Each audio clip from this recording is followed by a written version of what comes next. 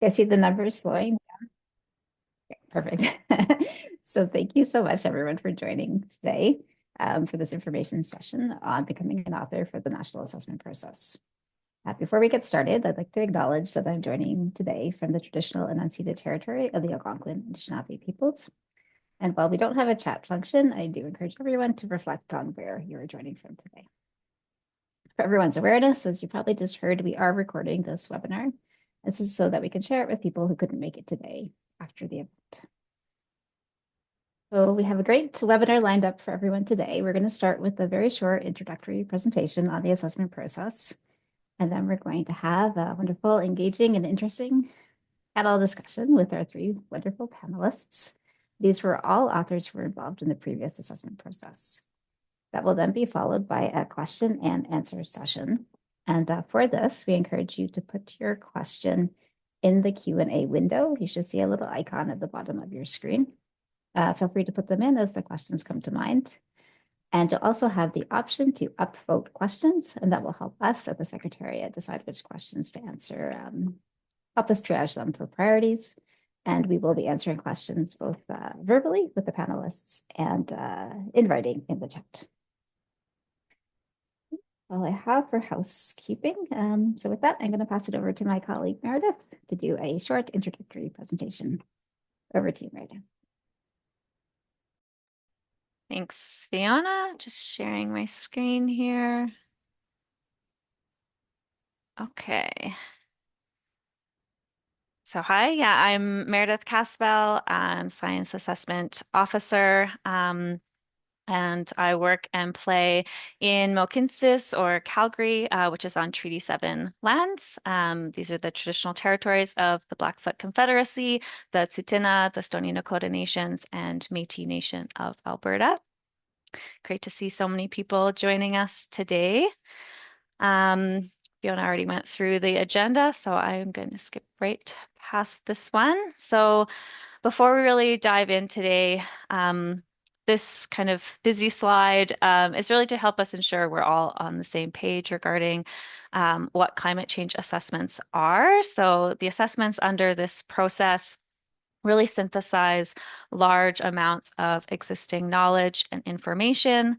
The reports are developed to be authoritative, credible, and useful for users, and really provide value-added analysis of impacts, risks, adaptation, and opportunities to inform decision-making while remaining policy neutral. And they also aim to build capacity. And Natural Resources Canada has been leading this process since the mid 2000s. So this screen just shows some of the covers of the reports that can all be found on NRCan's assessment webpage. The more recent reports can be found on changingclimate.ca.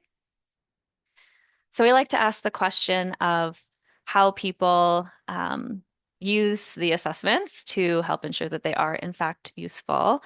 And so this slide just shows some of the examples from our last two assessment surveys, so 2019 and 2024. And we've really heard that assessments help direct federal climate change adaptation policy and programming. They influence provincial, territorial, municipal strategies and plans, and have been used in private sector decision making as well.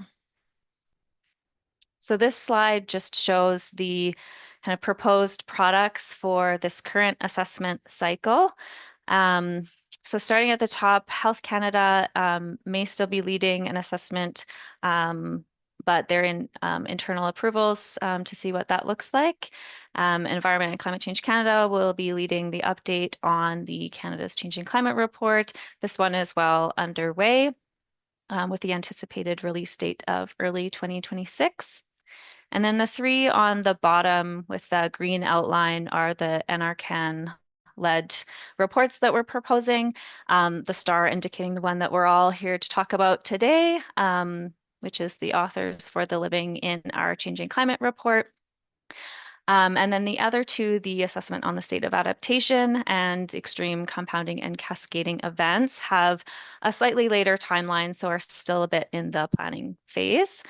And then all of these reports will also have supplementary products. So this slide is kind of our overall assessment process slide, and we've kind of imposed kind of rough dates for the Living in Our Changing Climate report. So starting on the left, we had our launch phase. So we had a year of scoping. It was the longest scoping phase that we've had for the assessment. And then we moved into our planning phase, and this was really to help us plan the reports that we hope to do for the cycle and develop high-level outlines. Those are what you'd see like on the expression of interest page. And it's at this point that there's still really a lot of room for the author teams to help shape what those chapters look like and how they fit in to the report as well. And I'll just note along the bottom, we have our advisory committee as well, and that's already been formed, and they help with ongoing advice and input throughout the rest of the steps in the process. And actually, two of our panelists today were authors of the last cycle, but are on the advisory committee this round. So we're excited to see that continuity.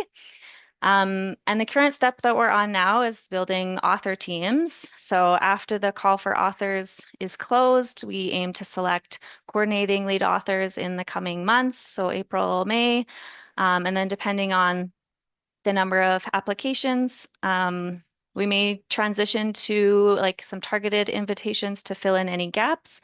But once the coordinating lead authors are selected, we'll work on contribution agreements so that those are in place as soon as possible with the coordinating lead authors, but then at the same time, working to kind of build out the rest of the author teams as well over the summer, with the plan to have the first joint coordinating lead author and advisory committee meeting in the fall, or at least the first in-person meeting in the fall.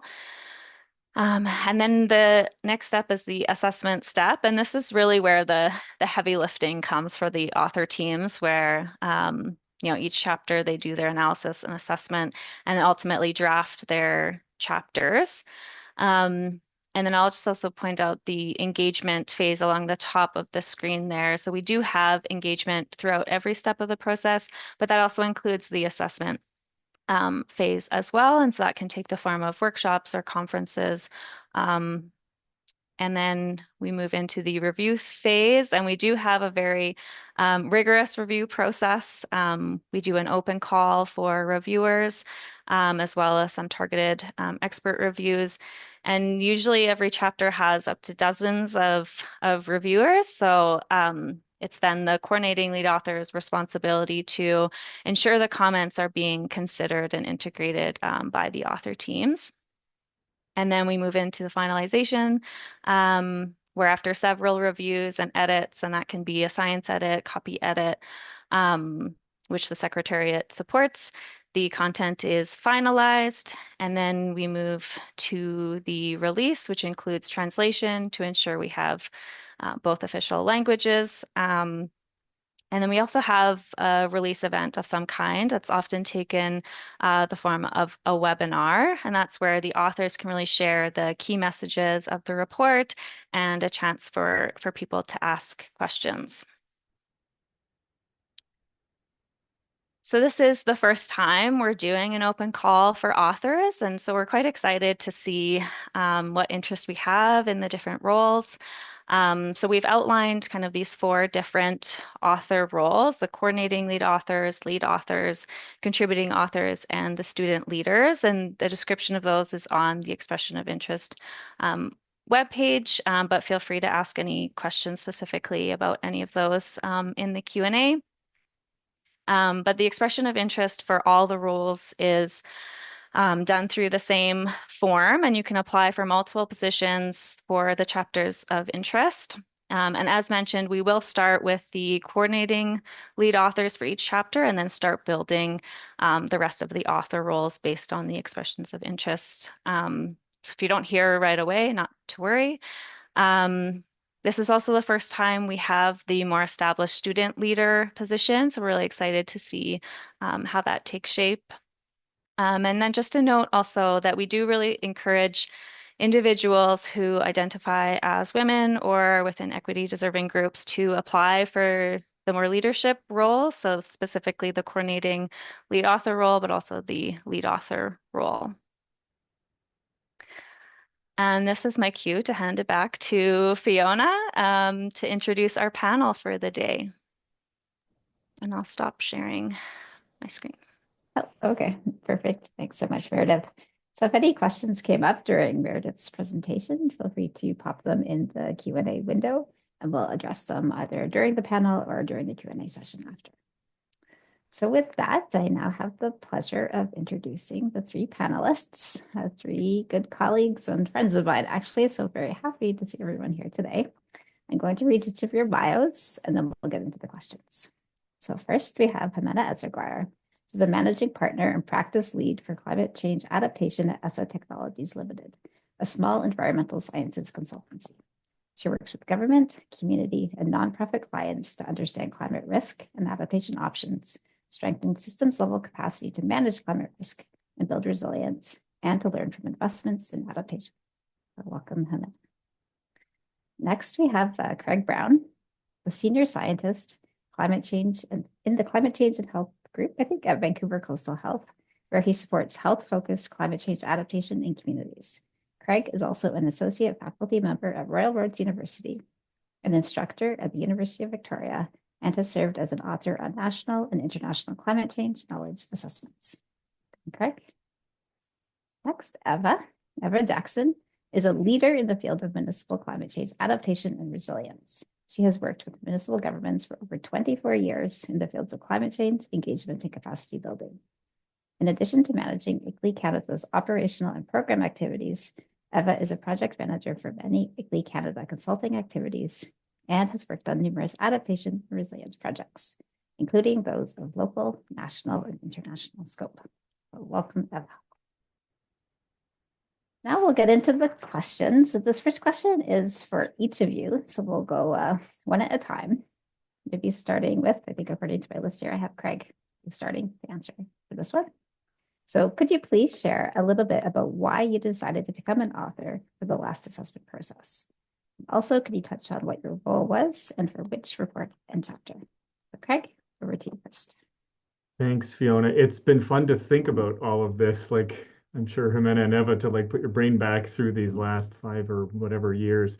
Okay, so my role was I was the coordinating lead author for the Cities and Towns chapter in the National Issues volume, and then I was a co-coordinating lead author for the BC chapter in the regional volume, and I joined the BC chapter kind of around the expert review phase until the end of that chapter. So bit of a unique situation to be a CLA on 2 chapters, but most of this relates to my experience with the Cities and Towns chapter. So I mean, the decision to participate, I was aware of the previous assessments and I went to Adaptation 2016. I won't tell the long story, but I saw both Fiona and Jimena present. So Fiona would have presented about the assessment, and Jimena, I think you shared some other work you were doing, but I knew you as an author from, I think it was chapter 9 or whatever of the previous assessment. So I don't know. I just got really excited after that. I spoke to both of you, and then life just does its weird thing. And all of a sudden,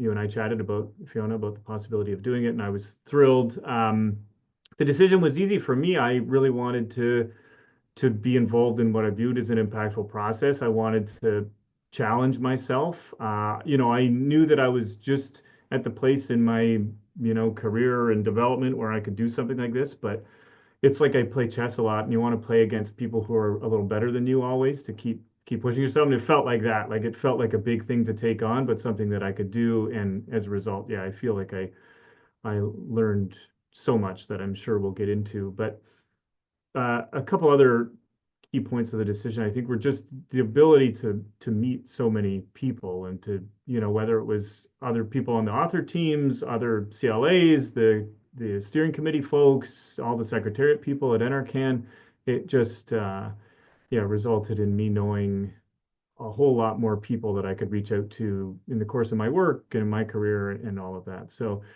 it was all of those reasons, and I was very grateful to be a part of it. So I'll give you the medium length version for now. That's perfect. Thanks so much, Craig. Next, Habena. Yeah, thanks for the question. So I had been involved in assessment activities since the 2007 NRCan assessment. So I think for that one, I developed the glossary, I believe. Anyway, so I was already hooked on state of knowledge assessments from back then. And so for the 2021 National Issues volume, I was the coordinating lead author for the International Dimensions chapter, which was really wide ranging, covering Arctic shipping, transboundary resource sharing, international trade, population displacement, and international assistance. So quite a lot there. Very similar to what Craig mentioned about kind of reasons for taking on this role. Personally, I also felt it was a bit of a personal challenge. I knew that the issues that I needed to address in the International Dimensions chapter were wide-ranging, complex, pulled from various kind of sources of information, like different disciplines, topic areas, and that it would be really challenging to kind of wrangle that into like robust findings. And I just decided to take it on as a personal challenge. And sort of more broadly, I really see the assessment process as a great way, sort of within Canada, to help advance the state of adaptation science from a non-academic perspective, necessarily. And in particular, through the International Dimensions chapter, I really wanted to highlight or shed light on topics that haven't in the past gotten much attention. I think that may change going forward, but that was kind of one reason for me back then. And finally, I would say that, when you're working on adapting to climate change, there's a lot that is uncertain, but I really like the kind of these state of knowledge assessments because they emphasize what we do know and what we can build on. Anyway, so I'll just leave it at that, but those are the main reasons for me. Thank you so much, Mona. Eva? There we go. Thanks, Fiona. So my story to this was a little bit different in that I wasn't a coordinating lead author. I was a lead author on the Cities and Towns chapter, and I'll say under Craig, because I think the CLA kind of coordinates all the lead authors. But and I wanted to be involved because I'm not an academic. I don't work in academia. I very much work alongside practitioners in cities and towns. And having known Craig and Craig having known my work, I think that was the angle that I was asked to participate in. So in spite of not having a research background in academic credentials, I wanted to contribute what we as ICLEI had been seeing, and in that case for me, for nearly 20 years at that point, on the ground in cities and towns. And to bring that work and that information that wasn't necessarily documented across the literature that would be typically reviewed for these types of assessments into the assessment process. And I think that was a bold effort that the assessment secretariat had put in for the last assessment process to include that broader literature from council minutes and committee meeting agendas and public reports by municipalities and other types of local governments into that assessment process. And that included the good, the bad, and the ugly, right? I mean, it included the adaptation that was happening and the adaptation that was not happening. And so I really wanted to bring that perspective in.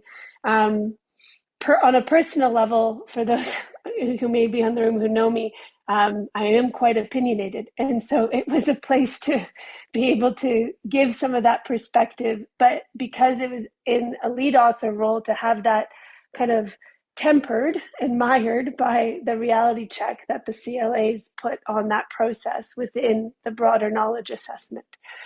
So came at it in a slightly different way than I think Jimena and Craig, who wanted to put themselves forward for that bigger, more robust role. Great, thanks so much, Eva. And that leads us well into the next question that we have, which is really focused maybe a little bit more on the nitty-gritty of the roles that you each played in the last process. So the question I have written here is, how would you describe the role? So I guess this is first for Craig and Jimena again. How would you describe the role of a coordinating lead author? And what were the most rewarding and the most challenging aspects? Maybe I'll start with Jimena this time on this one. Sure. Yeah.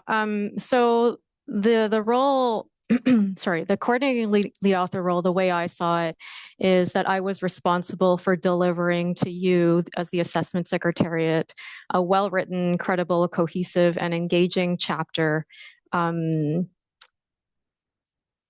followed kind of the guidance that you provided. Now, part of what I enjoyed was that this assessment secretariat provided quite a lot of flexibility for how to do that, which was really great. Excuse me. So sorry, just getting over a cold here. But in concrete terms, my sort of to get to that endpoint of delivering this like nice chapter wrapped in a bow, I had to assemble a chapter team. So thinking about who within my networks and people I didn't know who would be good people to have on a team that were good researchers, good writers. People I liked, people that were representing diverse communities. So assembling that author team and sort of convincing them, in some cases, a little bit more than others, that it was valuable to be involved in this assessment process. Then kind of scoping what the chapter would contain. So what are the kind of key questions or issues that we wanted to focus on, and what angles of those issues. Then obviously doing as Meredith laid out, like doing all the research, assessing the literature, writing, having team meetings, editing, and then there's the whole like launch and dissemination of the report chapter as part of a cohesive national issues volume. And so there are various very distinct kind of steps along the way, and assisted heavily by the secretariat and kind of keeping us on track, I think. Sort of maybe I'll just start with the most challenging aspects of this role and on most rewarding. Challenging aspects, just the volume of research and available. As I mentioned, this chapter was really broad, lots of ground to cover, and there's just a lot of material to get through. Back then when we were writing these chapters, the use of AI wasn't widespread at all. I imagine things would be maybe a little bit different nowadays. But anyway, volume of research and really not knowing when to cut it off. Like I wanted to make sure that we included like the best available evidence and like the newest articles and things like that. So that was a little bit on my end, is like not being satisfied, with the set of studies and articles or whatever that we had. I always wanted more. That was a bit challenging. Meredith mentioned the review phase, and that is a challenging part of the assessment chapter production, because you get hundreds of review comments, and yes, that are triaged by the secretariat, but that it is really hard work to, first of all, kind of have the grit to persevere and like not take things personally, but really understand that these review comments and how you address them is really going to make the end product a lot stronger and more credible and more robust. But it is a bit of a slog to get through that review phase in one piece. And then the last thing is that, for some of us, most of us, I guess, working on these assessment chapters are a bit of a side of desk enterprise, right? And so one thing that kind of, from my perspective, slipped through the cracks for my chapter in particular was the dissemination of findings, which is unfortunate because it was at that point a little bit not as big as a priority as getting the chapter done. In terms of the challenge, or sorry, what was most rewarding, I think Craig mentioned this off the top, really the camaraderie and the relationships built throughout the assessment process with other authors on my team, with authors on other chapter teams, with the secretariat. I think the relational aspect of working on assessments is almost as rewarding as having this like really nicely laid out, very credible, highly referenced chapter. Thanks so much, Anna. Craig, do you want to answer the same question?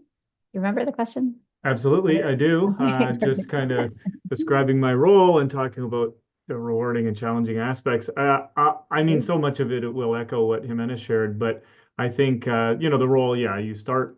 I guess one of the key messages in this answer is that the carte blanche, like having a blank slate, is both a blessing and a curse. And yes, Fiona and team give a lot of guidance and they're there when you need them, but you kind of get to create this author team. You get to create this set of key messages. You get to create a chapter outline. And that can lead to, that was probably like sleepless night number one, was like, okay, great, I have this thing I can do now. Oh boy, how am I going to do it? And luckily the secretariat is really supportive and the advisor committee and everybody is really supportive. But that does create some challenges. The team aspect, it's like cat herding is used pejoratively, but it's also really nice. I don't know. I got to get to know all of these people, and sometimes I'd have one-on-one calls, and sometimes we'd have group calls, and it just. But you have to be ready for that. That's both rewarding and challenging, but it's a big part of the job as the coordinating lead author. You have to coordinate the people as well as the information, which Jimena, you took me right back to just that feeling of having, I was using Mendeley at the time. I use Zotero now, but whatever system you use to organize resources, it becomes completely full with all of these possible inclusions to the chapter. And working as a team to try and whittle that down is, I mean, that's a big part of the job, and it's definitely challenging. But again, it was nice you'd sit there with a cup of tea and just stare at it for, you'd have a few hours on evening or a Saturday or whenever it was and do that. So the, I guess two other parts that came up for me. The review process was, that would have been like sleepless night number two. I think it was really humbling in a good way, that all of these folks who care about this issue and have all this expertise built up are taking the time to go through your chapter. And there was a lot of kudos and kind of compliments in there too. And then there was some things that you really had to have a hard look at and be accountable to and ultimately change. So that was a interesting part of the process. The graphics were another part that is kind of in your domain as a CLA. There's again support from the Secretariat, but having good graphics is such an important part now, especially, and maybe to Jimena's point, AI will help us with all that going forward, where we can generate these things maybe a little simpler. But that was something that was in the back of my brain the entire time was, ooh, we really want this chapter to look great. And some of these diagrams and images that we want to use are easier or difficult to create. And so, yeah, that was another piece. And a couple of final points. I think just the dissemination part was a challenge, and Eva, I'm sure will speak to that because Eva played this dual role of a lead author, but also really helping accelerate the dissemination phase of the whole assessment. But as a CLA, you really want this thing to have an impact, and it can sometimes be challenging to feel like you have enough resources or a deep enough network to make that happen. But I suppose all of us pulling in the same direction that felt like that challenge was surmountable at least. So yeah, and I just want to share one quick personal. I think Fiona, you must have brought Henry Fuentes on as maybe a summer student, but like he sent me weekly texts for a year after the chapter was wrapped up. Like just this lovely person, again, part of the team that just those relationships were really meaningful at the time. So yeah, I really enjoyed that part, and it's nice to think back to it. So I'll leave it there. Yeah, that's awesome. So Henry was brought in through the student pilot project that round. So that's what's inspired us actually for this round to add the new role of student leader. So yeah, we've moved forward. Okay, thanks so much. And Eva, I know your role was a little bit different in the last process. Like I know you were incredibly involved in the advisory committee, but just for this call, maybe you could speak a little bit about what it was like to be a lead author, and maybe comment on the time commitment, benefits to you, and I guess challenges as well, if there are any, for the lead author.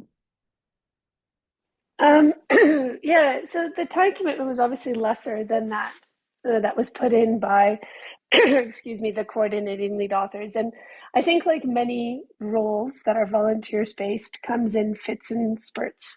There's when putting together the annotated table of contents and saying, what are the key messages we want to get across in this chapter. That's a busy time, and maybe not sleepless nights, but slightly restless sleeps on the LA part, on the lead author part, than on the CLA.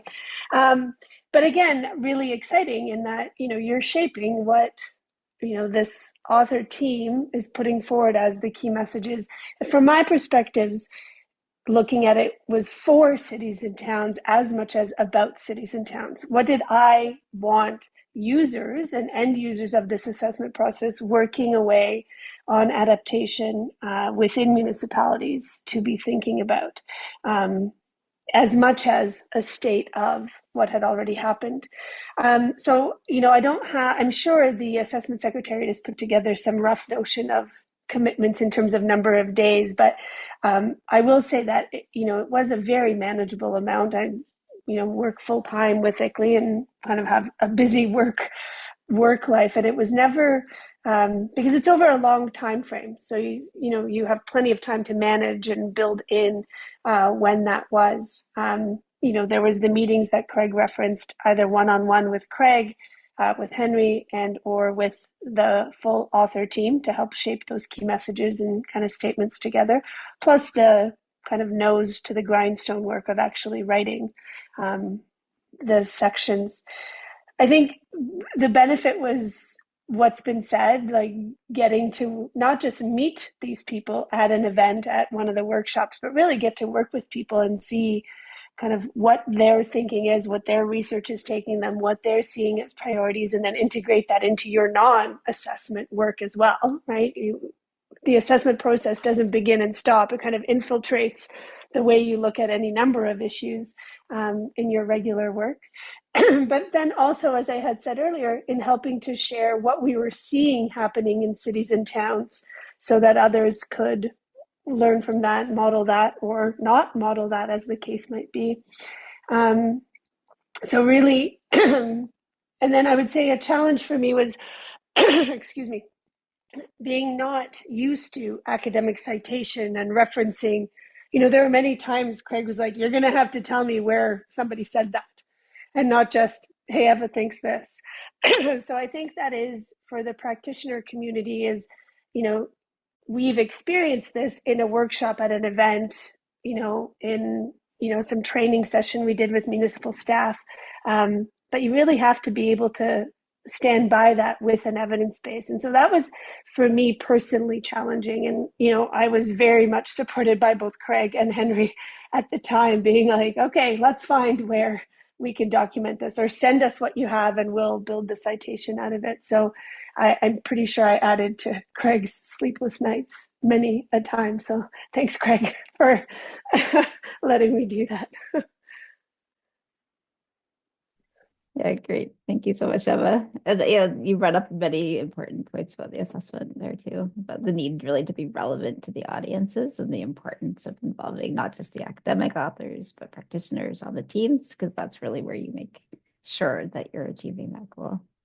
I'm going to go to a question that came in through the Q&A box, because I think it fits right now into the discussions. And it's a question for all the panelists. Did you receive support from your organization to undertake this work, or did you do it on your own time? I can start, because mine was a pretty simple answer, if that's okay, Fiona. For us, we did. I was able to sort of, because I was bringing in ICLEI findings and ICLEI research and our work into this process. But as managing director, I couldn't let it interfere with the, funded work that we have to participate.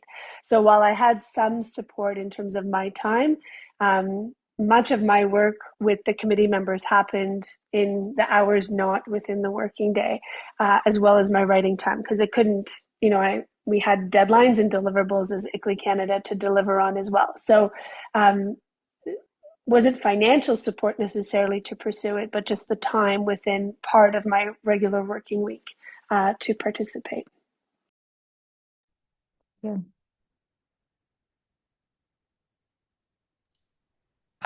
Yeah, so I would say the same as Eva. I work, I'm a managing partner at a consulting firm. So obviously there's like billable work that I need to be doing and also the managing aspect of the business.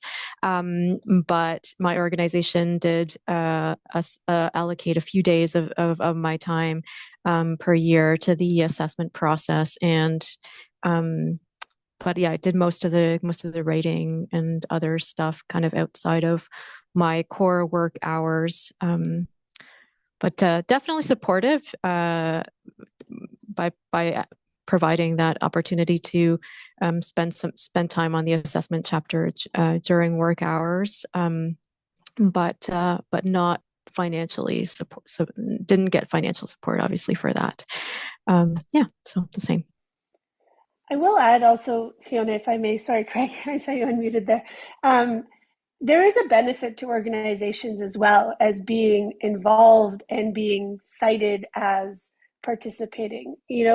I see all the time in my own kind of journey since the assessment process how often that gets included in a bio sentence or in some fact someone shares, when I'm at a conference, or we can include information that we have readily available through the assessment process in, proposals and documentation. You just become so well versed at the content that there has been a direct benefit to my organization for giving that support. So I would say to not look at that as just a benefit from your host or like your organization that employs you, but also to flip it and see the benefit to your host organization for including you in that process. And that has been very, very apparent since the time that at least the Cities and Towns chapter has been available for myself.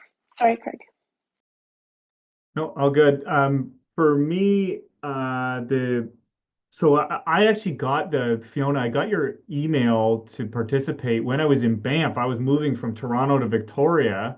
I think I was a postdoc at the time, but wrapping it up. So I actually then had a few months before I started working for Eva at ICLA Canada in a bizarre turn of events. So I got really organized. I had some spare time there to build this huge, kind of research database and do some of that like initial work while I didn't have a full-time job. And then I think while I was working for ICLEI Canada and then for Vancouver Coastal Health, I seem to remember setting aside days, like I would take a Friday off and that would just be my Anarcan day. And maybe I did that 3 days out of the month or whatever it was. I think meetings like when we'd meet as the CLAs and the advisory committee, I think that would be during work time, no big deal. But the big like reading, writing days would primarily be during some sort of either a vacation or an unpaid day or whatever it was, and just kind of get it done. So, but again, yeah, all sorts of benefits I think to having an organization be involved. And yeah, and kudos to NRCan for including a diversity of folks like, I'm in the public sector, Jimena's the private sector, you've got academics leading chapters. It felt really inclusive in that way too. Thanks so much, all. Just looking at the next question, I think it leads well into that. This is about the relationship within the author team with the CLA. So, I think you've all touched on this already. There are other answers, but I'll just throw out the question as you're expecting it. So how would you describe the relationship within the author team and with the CLA? What worked well for your team? And did you face any challenges? So I guess this question is really focused on the team sort of dynamic elements. I suspect there may have been some challenges in terms of meeting deadlines, those kind of things. But so that's just open to anyone who'd like to answer that question. I can jump in first, I guess, it's again, some of this is hard to remember because it's a process that started in, I think, October 2017.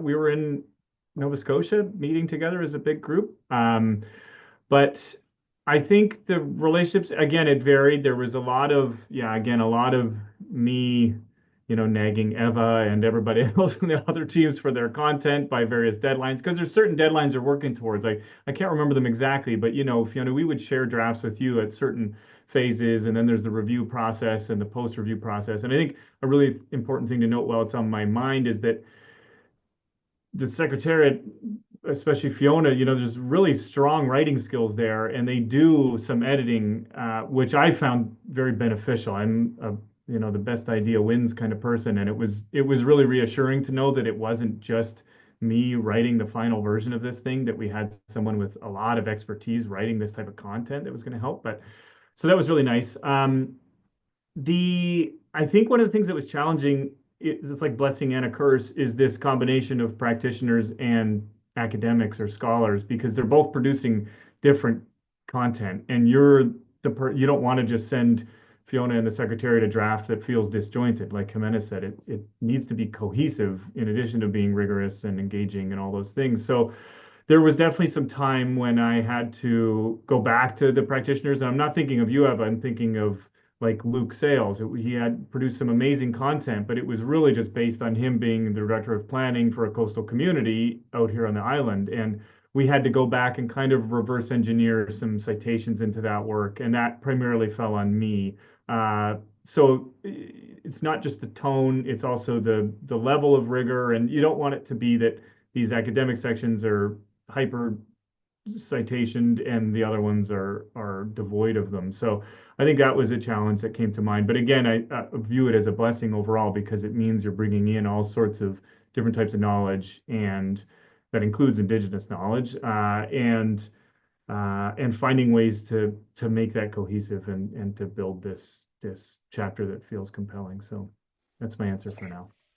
Maybe I'll kind of jump in as having been on the other side of those challenges and sort of my own observations. And part of it was, I remember in the early days, Craig, to kind of chatting about possible author teams. And you had invited me to share some ideas around kind of contributing authors, as well as possibly other lead authors from out of practitioner academics. And one of the things we had said from the beginning is we wanted an Indigenous author on the team.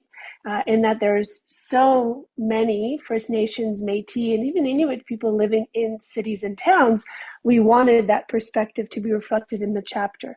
But we were two folks who had smaller networks in sort of Indigenous knowledge research networks. And so finding people is also a challenge.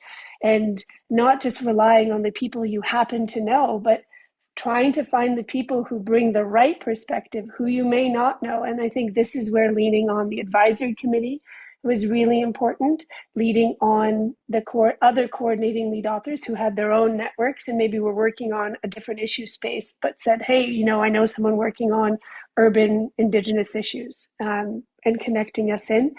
But just that process, it's very easy to say, oh yeah, I know this person, but is this person the right person? Is this person represent a diversity in terms of the author team, or is it just a bunch of people who look and sound alike writing a chapter, which is not going to lead to as robust a chapter and as inclusive a chapter as it could.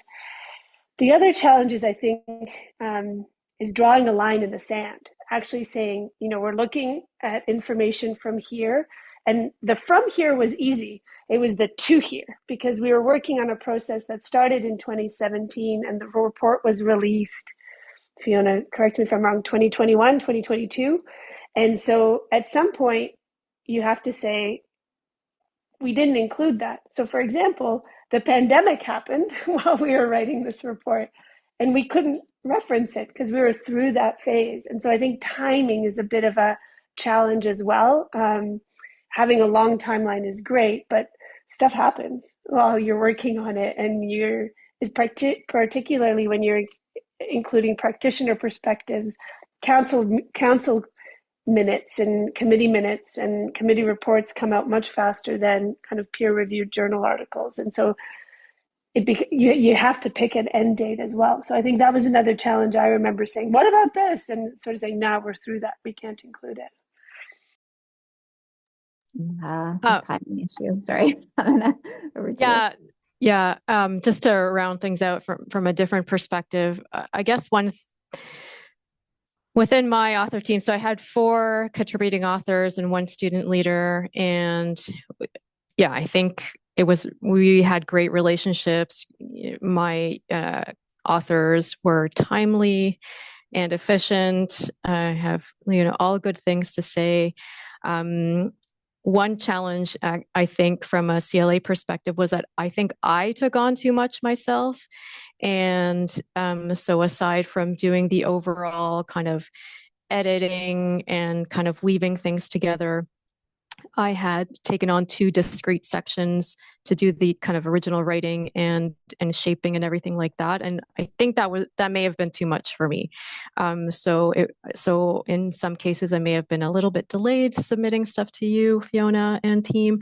But I think it really is important for CLAs to recognize that there are diverse models that you can apply. You can be strictly editorial and taking on that integration function. You could take on more writing if this is really an area that's your expertise, or you're very committed to doing it. There are various models, and the Secretariat and the whole process gives you the flexibility to create the team and assign the work in a way that works for you. So I just put that caution out, or that lesson out for other folks. I think kind of tactically, things that worked well for my author team. One is having terms of reference. So it kind of created like a 1 to 2 page, one pager on kind of the expected deliverables and the timelines, and made sure that each of the authors were clear on what was expected of them. And then something that we did when we were quite advanced in that first like 0 order draft section of the process was that we had a 1.5 day in-person meeting with all the authors on my team, where they presented their kind of key findings and things that they're wrestling with. And then together we co-created some key messages and themes that we wanted to include in recommendations. So if I were to do that again, I would try to include more of those moments of kind of sharing and kind of group reflection, I guess, on the emerging key messages. Yeah, that's really great advice. Like on that note, I'm wondering, Craig or Eva, like if you were to give advice to future CLAs or lead authors, what would it be at this stage? Nuggets of advice to help people going forward. I mean, just yeah, like Jimena, just taking like a tactical approach to it. Like you got to be really organized from the outset. I think just keeping it simple. It's kind of like any big project, like a master's thesis or a dissertation. It can just become this massive thing. I remember some teams really did more engagement, say with experts in their region than other teams did, and that's something that, of course, the impulse is that you want this chapter to reflect everybody. And now put yourself in the position of a cities and towns chapter. Like you can't engage all cities and towns. You can engage somebody like Eva who works across the country, FCM, some others, and start to get a really good feel in a simpler way. And so keeping things as simple and as organized from the outset as possible is a piece of advice. I think one other thing, just that was on my list of things that happened during the last assessment, and the advice is to be ready for anything, is when you all asked me to be on the CBC News to share the assessment release. That was a harrowing moment for me that I did not expect. And so, I mean, it was an amazing experience, and I'm happy it happened. I hope it never happens again. But it was one of those things of like being nimble through the process. You think you have a plan and you think you're going to hit all these timelines perfectly, but you're not. There's going to be some back and forth and all of that. So, and just to, I guess, always ask for help when you need it, because everyone's going through the same thing. There's all sorts of chapters that were going on at the same time, and it was nice just to be able to reach out and see how other people were navigating things and have places to go when you felt challenged. And I think I would say to not be intimidated by the process. I think when I I had the benefit of being an advisory committee member, and so had been involved very early on, and had heard folks who had worked on the first assessments and the IPCC assessments, and I thought, oh God, I have no business being part of any author team. And it was only after talking to Craig and really realizing that this assessment was meant to look different and include different knowledge and different ways of knowing things and ways of understanding things, that I sort of felt emboldened enough to participate and not sit with the imposter syndrome at those tables with people who had many, many more letters after their last names than I do. And so I think to really not, and maybe this will be shared with folks who don't see themselves as authors, and I hope to encourage them to participate on author teams or as expert reviewers as well, because that's another angle as well that you can still get your perspectives and the information you have shared in. And then I'd say I would echo what Craig was saying, is that, many hands make lighter work. In no way is this light work. It's a lot of work. And I think I don't want to say that, I don't want to diminish and take away from that, but, bringing in people to help write case stories, because it was a case story about them. So Craig had mentioned Qualicum Beach out in BC, and bringing that perspective right into the writing of that little case story, and inviting more contributing authors. It meant more cat herding, but it really resulted in a better process. Good advice. And Jimena, I know you touched on some advice as your last answer, but anything else that you'd like to add before we wrap up? Yeah, I think for my chapter, which as I mentioned, was wide-ranging international dimensions chapter, I think one reflection is that I would have tried to engage policy communities really that had some sort of link to those different themes in the chapter earlier on. Not that they would have necessarily influenced the direction, but it would have been great to have their views in early and try to understand what was most salient for them.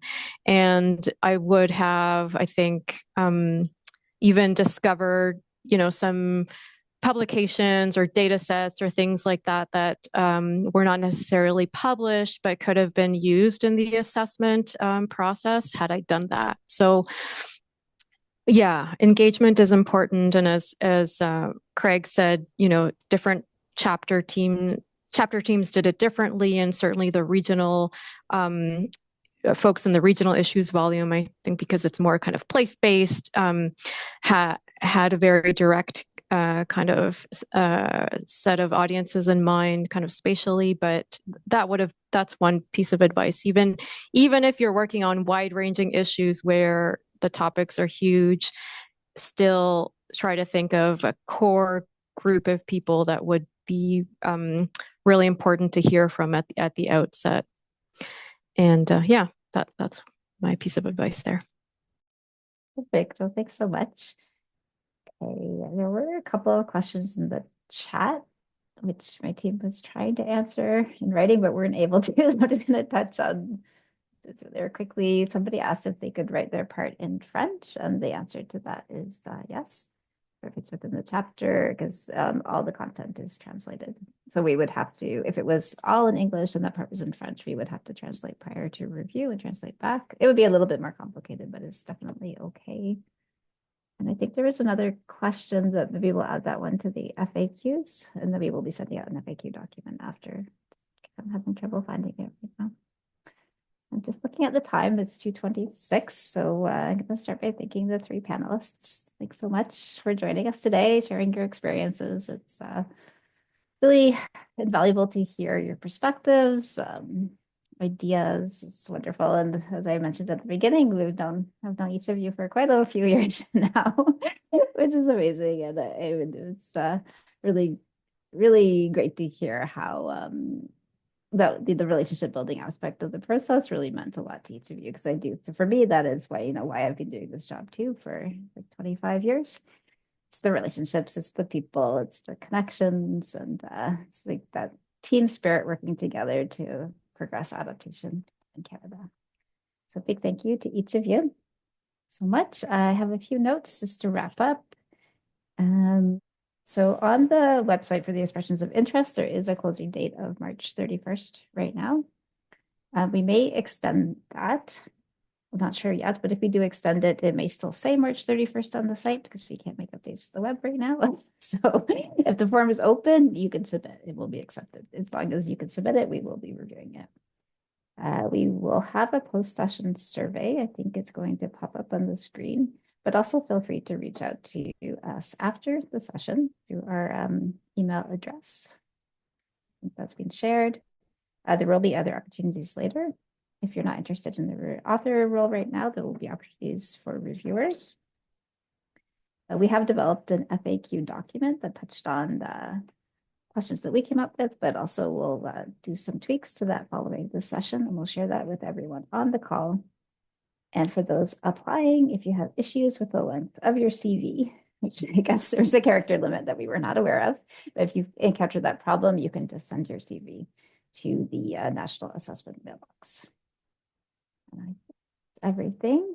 And, we just have a couple of minutes left, but I don't think I have anything to add. Anything from any of the panelists or from my team? If I missed anything, Meredith or Kristen, you want to jump in? All good? Perfect. Well, we'll end 2 minutes early. Thanks, everyone. Thanks so much. Thank you. Thank you. Bye-bye.